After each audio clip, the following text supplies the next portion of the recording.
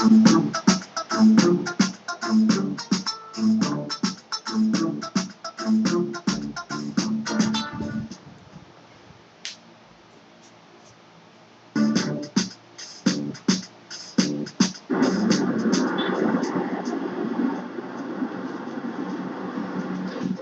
this is a rather effective, popular, and significant instrument that is used for its fundamental purpose, which is communication. And we talk about the cell phone. But do you know your rights as a cell phone owner? Well, the Consumer Affairs Commission will stage a week of activities planned around this year's observance of World Consumer Rights Day on Saturday, March 15th, under the theme, Your Right, Your Phone, Your Rights. And to tell us more, we have got Dorothy Campbell, Communications Specialist at the Consumer Affairs Commission, and Michael Diamond, Attorney at Law, National Consumers League.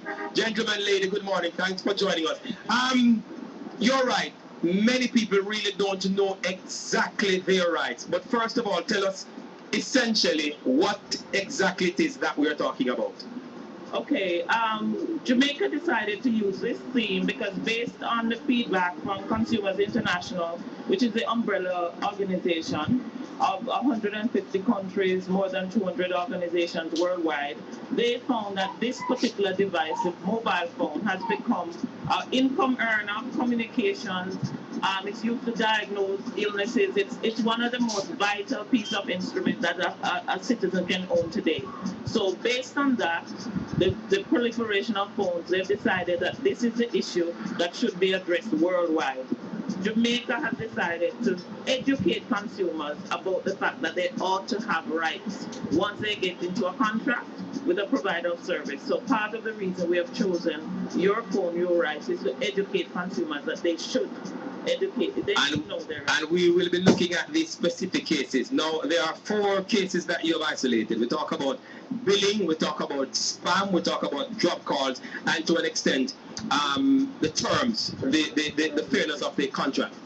Well, as far as consumers are concerned, is that it is very easy to violate your privacy, especially with a cell phone, because this is something that is very intimate to you and you have it on you at all times.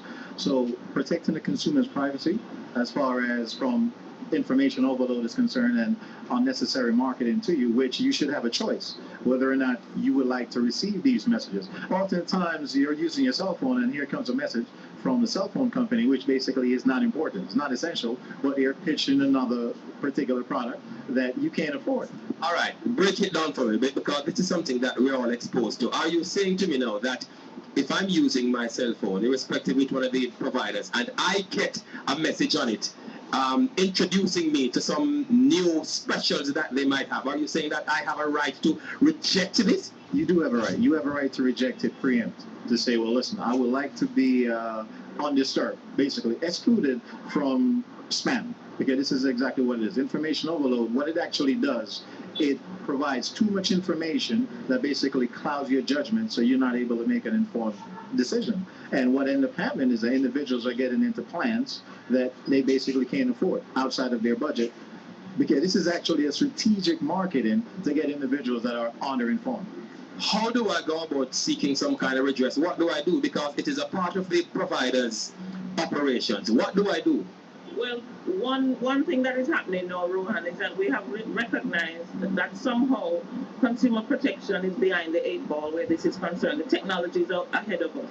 So part of the reason Consumers International is mobilized in the entire globe is to have some kind of advocacy to improve the existing legislation to ensure that some of these breaches that are occurring that are not yet illegal, that we develop them, amend our legislation, and help to improve the rights of the consumer. Right now, what we're doing, especially today, is to have an outside broadcast at the Transport Center in Halfway Tree, and we've invited the regulatory bodies and NGOs like NCL, like Mr. Diamond here, and the 3 providers of service to assist us in educating the consumers about some of the occurrences that might take place once you're using this device and how they approach with resolving these problems, because the Consumer Affairs Commission doesn't have all the information, because consumers don't complain about their phones except when it stops working.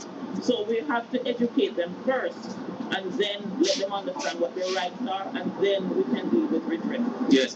What about some of the messages that you might get? Sometimes, there's a message that comes in, a false message that comes in also introducing. Does the same apply? Yes, the same definitely applies. And what happened is, if you get a urgent message from a family member, you shouldn't have to bear through a promotional or marketing message before hearing your actual message from, So do that every day. Yes, what do you do then? These are the complaints that we do receive at the National Consumers League. And what we have to do is customers have to speak out, and they have to let the communications companies know that, hey, listen, you have to give me an option to not receive this. So this is what we're promoting basically right now. Once we are able to say, hey, look, we shouldn't have to regulate this particular service, but at the same time, treat your customers fairly. March 15 is World Consumer Rights Day. Talk about it. We have started activities on March 9. We had our church service at Hope United Church. We are having our OB today at the Transport Center on level 3. So we're asking consumers to come out, come and ask questions, find out and come and get some giveaways as well, because I understand that there'll be giveaways and a great time to be had. So we're asking consumers to come out at the Transport Center in Halfway Tree. We'll be there to answer all your questions. Exhibitions will be in the libraries, parish libraries across. The message will be read to students at their assembly throughout the week. And we also will have a broadcast with the Minister of Industry, Investment and Commerce, which is our government minister, on air for the entire nation to get that message. Dorothy Campbell, thanks much. You have shed some massive light this morning on this whole question of telephone and knowing your right. Thanks so very much for joining us this morning. Michael Diamond, attorney at law, National Consumers League, and Dorothy Campbell, communications specialist, Consumers Affairs Commission. Thanks much. All right, and we are going to be leaving the outside and throwing it back inside, because up next after this break, it is going to be fresh meat, and our fresh artist for this morning is Asafa. No, it's Asfa. Asfa is our fresh on the block this morning when we return.